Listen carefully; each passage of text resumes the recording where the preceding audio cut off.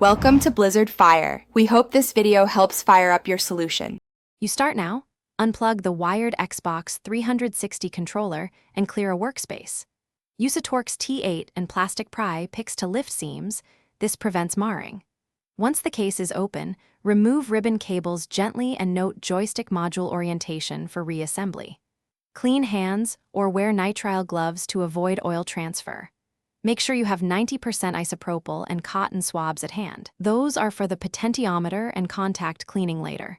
This first set of steps gets you inside safely and ready to repair. Now diagnose. With the controller connected, move the joystick slowly and watch for drift direction and thresholds. That tells you which potentiometer is dirty or worn. Carefully apply a small amount of isopropyl on a cotton swab or use electronics contact cleaner into the pod openings. Then rotate the stick 20 to 30 full turns to distribute the solvent. Use a plastic pick to dislodge visible grime from crevices. Avoid scraping the PCB or using metal tools. Once you see improved movement, retest the input response. If cleaning didn't fix persistent drift, proceed to replace the potentiometer or the full joystick module.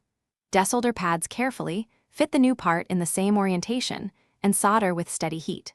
Once reassembled, reconnect and recalibrate the controller in Windows game controllers or console calibration tools so neutral centers reset.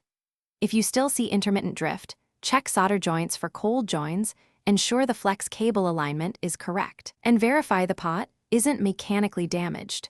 That single troubleshooting tip often reveals the hidden cause. Thanks for watching. If you found this helpful, don't forget to like and subscribe.